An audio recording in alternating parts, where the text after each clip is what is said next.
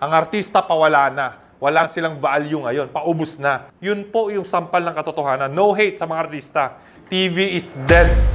Hi guys, Randall Labrador here. Welcome back dito sa mainit na issue nila Zainab at Wilbert. Hihimay-himayin ko kung ano ba yung dapat nating matutunan dito sa issue na to kasi nagulo na naman tayong lahat. So, entertaining din di ba? So, simula kanina umaga, trending na yung issue. Simula kagabi, yan, umingay ng lahat. Tapos ang dami ng influencers na nakisawsaw, depende do sa forte nila. Titignan natin kung ano ba talaga yung mga pwede nating mapulot na aral kung meron man dito sa issue na ginawa nila between kay Wilbert at kay Zainab. Kasi may iwasan naman itong lahat Kung una sa lahat, merong pagkakaintindihan Clearly kasi both sides, both party ni Zainab tsaka ni Wilbert, nag-expect silang pareho. So ano ba yung dapat natin matutunan dito, Kuya Rendon? Si Wilbert ay naglabas ng saloobin. Pinakita niya yung screenshot. Yan. Punta kayo sa YouTube channel niya kung gusto niyo mapanood lahat ng sinabi niya. Pero pupuntuhin ko lang dito, ihimay-himayin lang natin yung mga pwedeng matutunan. Kasi marami din siya binanggit na dapat sa kanila na lang yon. Pero yung mga iba, para matuto tayo, business side, aalamin natin yan. Una sa lahat guys, ang pagbablog kasi sa mga Pilipino, sa mga kabataan, sa lahat na nanonood, sa lahat ng tiga-subaybay, ang pagbablog kasi, ang YouTube channel kasi, isa na po yung negosyo. So, ang personality namin, ginawang image namin as Rendon, as Zainab, as Wilbert, or MG, or kahit sinong sikat na influencer, negosyo na yan Your image is your business, di ba? Kailangan lang nilang maintindihan kung ano yung mga bagay na natanga silang pareho. Kailangan mo maintindihan ito. Maaaring yung iba kasi na nagbablog ay for fun lang, for entertainment lang, pero hindi nyo kasi nare-realize na ang pagbablog, pag-create ng image sa social media ay isa ng negosyo. Marami pong tao ang nalilito rito. So akala nila yung pagbablog ay basta-basta lang. Hindi na. Dati, oo. Ngayon kasi na-monetize na siya, yung mga brands pumapasok na at nawawala na ang mainstream media. Mainstream is dead. Puro social media na ngayon, puro influencers na po ang sikat. Aminin na po natin yan. Ang artista pawala na. Wala na silang value ngayon. Paubos na. Kaya nga ibang artista na matatalino, na may utak, pupunta ng social media. At hindi naman lahat ng artista ay kayang tumapat sa mga influencers. Kasi ang influencers po, magagaling sa paggawa ng content creation. Magagaling sila sa pag-isip ng content nila. At ang mga artista kasi, ang kaibahan niyan, ay hindi nila kaya maipagsabayan kasi nga mahirap gumawa ng sariling content. At dalasan po, yung mga artista ay scripted. Bumabase lang sila sa sasabihin ng direktor. Wala silang sariling utak. Okay? Yun po ang sampal ng katotohanan. Kaya po sikat na sikat ang mga influencers ngayon. So binabayaran sila, nagkakaroon sila ng endorsement. Sikat sila. Samantalang yung mga artista sa TV na hindi kaya maipagsabayan sa social media, sa changes, hindi nag-innovate, hindi nila in-improve yung mga sarili nila, iwan sila, laos sila. Yun po yung sampal ng katotohanan. No hate sa mga artista. Pero may mga ilan-ilang artista na matatalino at ipagsabayan sa online, sa social media, at naging successful din. Okay? Yun po yung ibig ko sabihin. Mga mainstream media, nasa social media na di ba? So, wala na pong nanonood kasi ng TV. TV is dead. Okay? So, vlog. Ang pagbablog ay isa na po yung negosyo. Lalo na kapag sikat ka. Lalo na kapag may pangalan ka na. So, kailangan mo maintindihan yung business side para ma-detect mo, malaman mo agad kung may mali na. Okay? So, ang masasabi ko dito, Wilbert, ikaw yung negosyante. Sabi mo, marami kang negosyo, di ba? Bakit hindi ikaw ang nag-guide kay Zainab? Kasi si Zainab, alam mo naman na content creator lang yan. Pagdating sa totoong buhay, yung reasoning ng buhay, yung pagnenegosyo, hindi niya alam yan. Dapat bilang negosyante at mas may experience sa pagnenegosyo, dapat ginaid mo siya.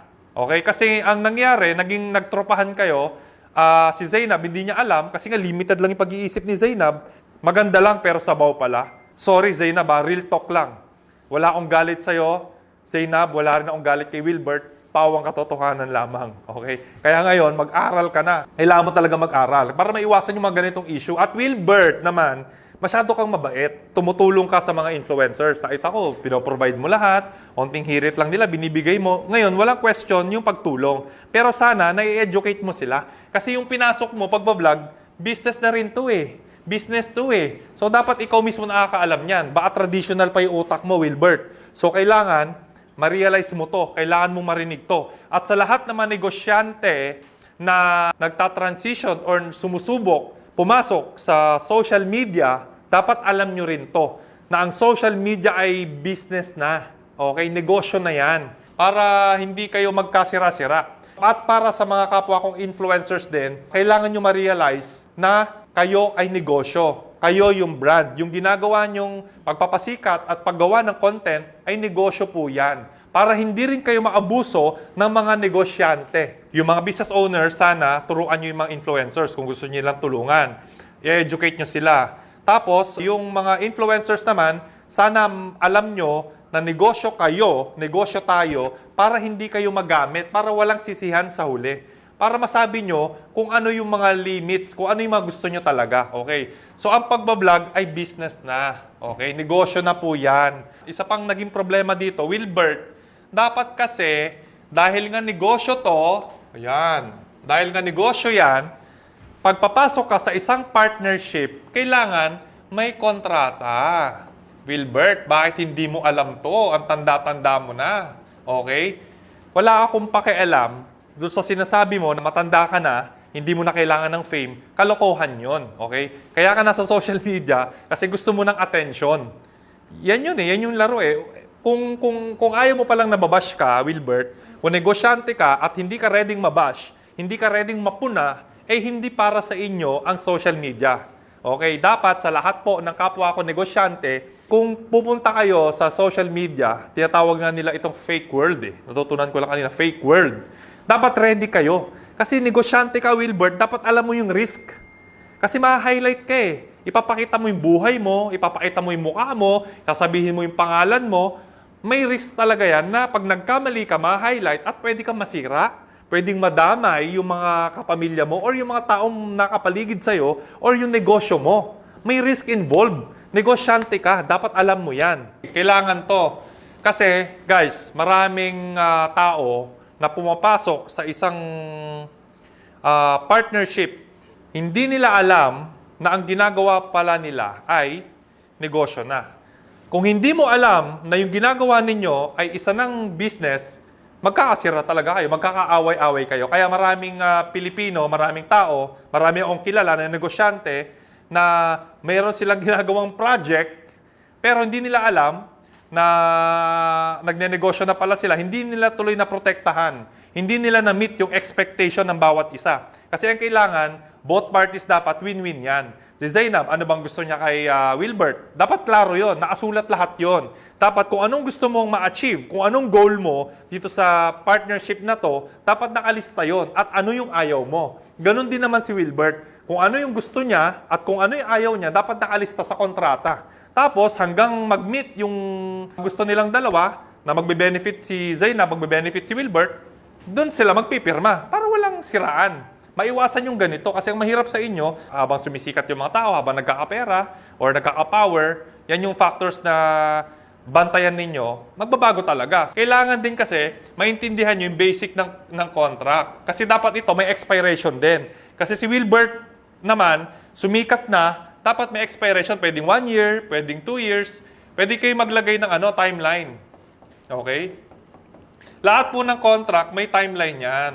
Para, after ng agreement ninyo, pwede na silang mag-part ways. Ang mahirap kasi, in-expect ni Zainab, porket siya yung tumulong, in-expect niya na hawak niya sa leeg si Wilbert habang buhay. Siyempre hindi ganon. Tumatalino rin yung tao eh. Nung nagsimula si Wilbert sa social media, baguhan siya. Hindi niya alam yung galawan. So, tinuruan ngayon ni Zainab. Ngayon, nung nalaman niya na yung galawan, alam niya na, nagka-fame na siya, nilalapitan na siya ngayon ng mga ibang influencer din. So, dapat, Zainab, mag-isip ka mabuti, huwag kang tanga. Okay? Kasi, binild mo yung tao eh. Siyempre, malalaman niya na kung ano yung gagawin niya once na na-reach na yung level na to. So, dapat tayo, accept na natin na pwedeng magbago yung perspective ng tao. Yung dating Wilbert na tinulungan mo na walang alam, gumaling na, so dapat accept mo rin na pwede niya rin gawin yung gusto niya kung saan siya masaya. Kaya dapat yun yung natin, yun yung i-priority natin na wag natin i-expect na yung mga tao sa paligid natin, kahit pamilya mo pa, may right silang sundin yung gusto nila. May right silang i-achieve yung gusto talaga nila. So, wag mo siyang pipigilan. Dapat talaga may timeline para hindi kayo magkasira-sira. Ang akala ni Zainab, binili niya na si Wilbert, buong pagkatao niya. Hindi ganon, Zainab. Mali yun. Dapat nga matuwa ka pa nga na napasikat mo si Wilbert na nagkapangalan siya Okay? Kung malinis talaga yung intention mo na pagtulong. Okay? At saka Zainab, yung totoong tulong, walang bayad. Sinasabi mong tulong pero naningil ka. So kaya, etong unang-una. Number 1, ulitin ko, vlog. Ang vlog, business na yan. So kung nagnenegosyo ka, dapat may kontrata ka para ma-preserve yung relationship ninyo. Para pag hindi kayo nagkasundo sa negosyo, pwedeng mawala yung negosyo, pwedeng magkaibigan pa rin kayo. Na yung kontrata, importante yan para maprotektahan yung relationship ninyo. Kapag walang kontrata, puro expectation, mag-aaway talaga kayo niyan sa uli. Yan yung karamihang problema ng mga negosyante na puro puso. Zainab, tsaka Wilbert, message ko sa inyo, pag puro puso pinairal nyo, hindi gagana to. Okay? Puro puso kayo puro emotion di ba? Dapat walang emotion sa business. Puro isip lang. Para okay pa rin yung samahan. So, sa kontrata, kailangan ng timeline. Tapos, yung limitation. Okay? Kailangan yan. Ito yung pinaka-main. Tsaka, may pera kayo Hindi kayo makapagbayad ng lawyer? Ano ba yan? Diba? Mura-mura lang ng lawyer 15K, 20K per month. Meron na. Edi sana hindi kayo muantanga sa internet ngayon. Diba? So, marami tayong lesson na matututunan dito. So, ang pagbablog ay negosyo na po. Kontrata kailangan. Timeline. Okay, meron dapat sa kontrata para pag sumikat, may deadline. Pag sumikat ka na Wilbert, edi umalis ka na kay Zainab, wala na siyang say sa'yo. Limitation, dapat meron din. Para kung anong pwedeng gawin ni Wilbert at ano ang hindi. Si Zainab naman, ano yung responsibility mo kay Wilbert bilang tumutulong sa kanya, i-state mo rin doon. Para magkasundo kayo. Okay, yun yung kontrata. Wilbert, ba't hindi mo alam to? Gusto ko ipaliwanag sa inyo, guys, kung bakit nagbabago yung tao. Kasi si Wilbert dati, okay pa yan kasi di pa siya sikat. Siyempre, pag sumikat ka na, habang umaakyat kasi tayo ng level ng buhay natin, nagbabago rin yung gusto natin, di ba? Tsaka yung isa pa, yung sinasabi ni Wilbert na si Zainab, gumawa sila ng charity na ikaw pumupondo, ay normal naman yon. Kasi siyempre, marami kasing ganyan na foundation na gumagamit sila ng image ng celebrity para mas ma-highlight yung tulong na ginawa nila. Okay? Wala namang masama doon. Kasi pumayag ka nagpondo ka di ba? Tapos ikaw, kung hindi mo naman binigay yung pera, hindi naman mangyayari yan. Kaya nangyari yung deal ninyo kasi pumayag ka rin, Wilbert. Huwag kang Wilbert. Kasi ikaw dapat as a leader kasi, as a nakakaalam, as mas maraming experience, dapat tayo mag-adjust. Kasi marami rin po akong kilalang influencer na mahina din talaga. Which is, hindi natin sila masisisi. Ang galing kasi nila, content creation. Hindi negosyo ang galing nila. So as a negosyante, kung maipag-partner ako sa isang hindi marunong or influencer, sabihin ko sa kanya yung dapat gawin para ma-establish. Kasi Wilbert, dapat ikaw magsabi kung malinis yung intention mo din Di ba? Tapos kayo, nagkakasiraan kayo. 3 factors, balik tayo. Kung bakit minsan yung mga taong kilala natin ay nagbabago. Di ba? 3 factors why people change. So ipapaliwanag ko po sa inyo kung bakit nagbabago yung tao. Ano ba yung nangyayari? Bakit? Okay. Number 1, nagbabago yung tao, pwedeng magbago yung tao, hindi naman lahat. Kapag nakaranas yan ng fame. Okay? Sumikat yan. Okay? Sumikat yan. Sumikat sa pamilya, na-promote, nagkaroon ng OFW, kala mo sino ng mayaman, nagkaroon ng OFW yung pamilya nila, sobrang yabang ng mga anak or kamag-anak, di ba? Fame, na-promote sa trabaho, sumikat sa pamilya. Nagkaroon siya ng fame, pwedeng magbago. Malaking factor yan. Kasi yung transition sobrang hirap Dati siyang hindi kilala, tapos bigla siyang nagkaroon ng fame, na-overwhelm siya, hindi niya alam, mahirap yung adjustment period. Meron yung mga taong hindi kayang isustain yung success niya na naabot na fame, bumabagsak, nawawala lahat. So, importante to. May mga tao kayong pinasikat, prinomote, akala nyo mas makakabubuti, yung pala, hindi niya kayang i-handle, nagbago. Imbes na mag-improve, magbago for the better, nagbago siya na paurong. Naging negative lalo. So, tingnan nyo to. Kapag sumikat sa company, sumikat sa pamilya, yan, sumikat sa buhay, pagiging social media influencer, pwedeng magbago yung tao. Pwede rin naging yun ang nangyari kay Wilbert. So, dati hindi siya kilala. Ngayon, nung pinasikat siya, nagkaroon siya ng boses, ngayon, pwede na niyang sabihin kung ano yung gusto niyang sabihin. So, pangalawa naman, okay, pangalawa ay money, kapag nagkaroon ka ng pera. Okay. Kapag nagkaroon ng pera yung tao, prinomote mo, lumaki yung salary, pwedeng hindi niya kayang i-handle, yumabang, okay? Na-promote, kala mo sino magmaliit, di ba? Nagkaroon ng negosyo, di ba? So, pag nagkakaroon ng pera, nag-iiba yung tao. Kasi ang alam niya, ang nasa utak niya, lahat kaya niya na. Akala nila hindi na uubos. Okay, yung kamag-anak ng mga OFW na palamunin. Yung diniscuss natin last time, akala nila hindi maubos yung pera. Hindi nila kaya i-handle. Akala nila hindi na ubos yung yaman nila. So, pwede sila magbago. Pangatlo, kapag nagkaroon ka ng fame at nagkaroon ka ng money, syempre, automatic, magkakaroon ka ng power. So, sa pagiging influencer, yung influence po, yun yung kapangyarihan. Ito po yung tatlong factor kung bakit nagbabago ang isang tao.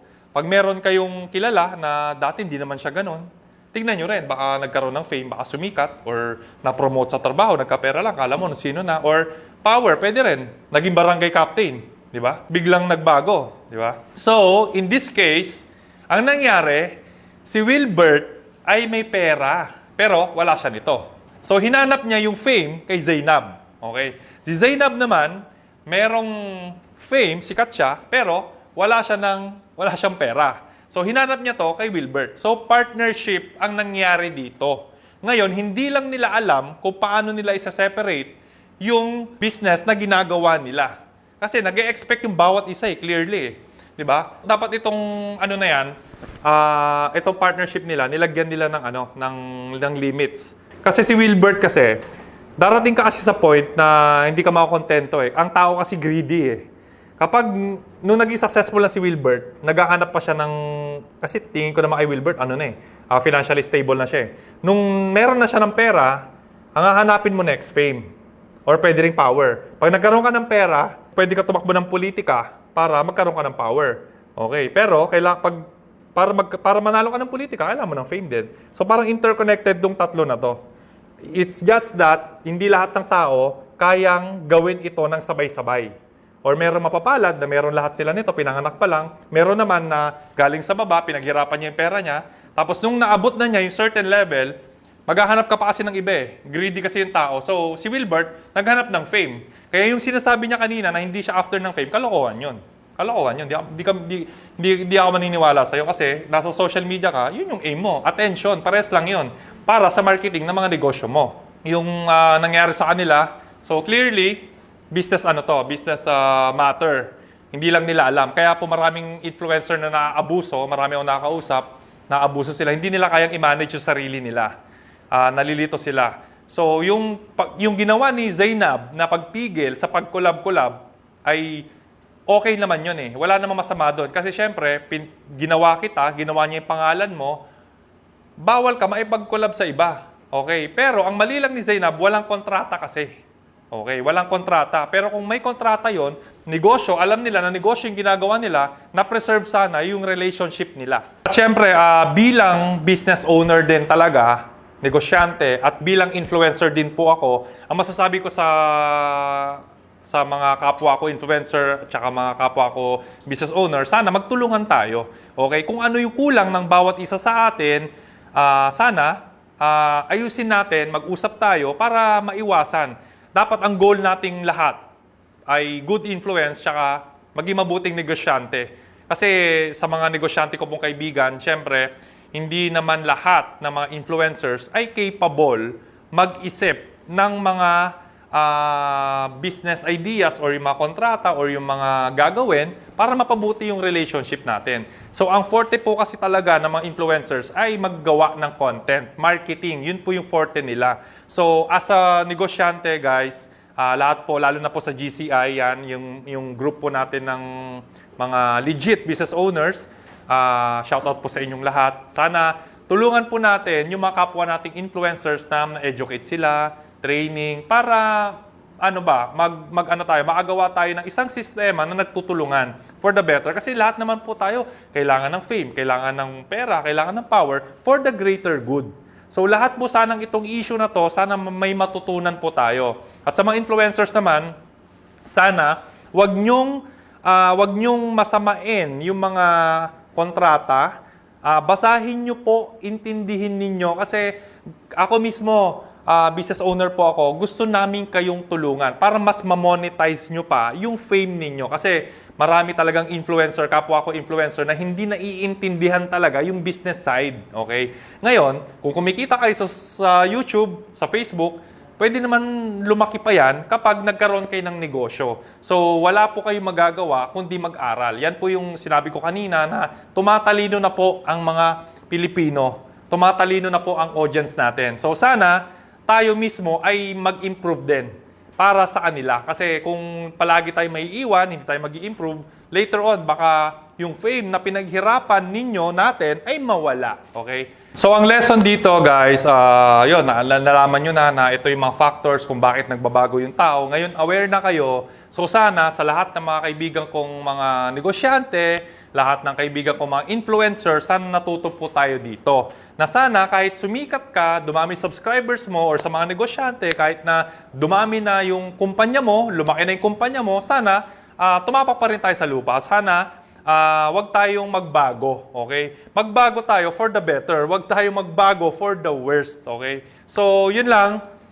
Sana maayos na itong issue. Sana magkaayos na si Zainab at Wilbert. At kung ano man yung pagkukulang ng bawat isa, sana maayos na to.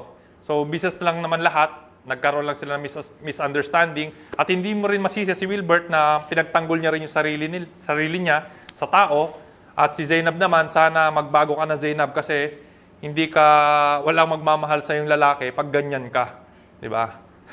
So, yun lang. Red na Labrador here. Stay fit, stay healthy, stay motivated.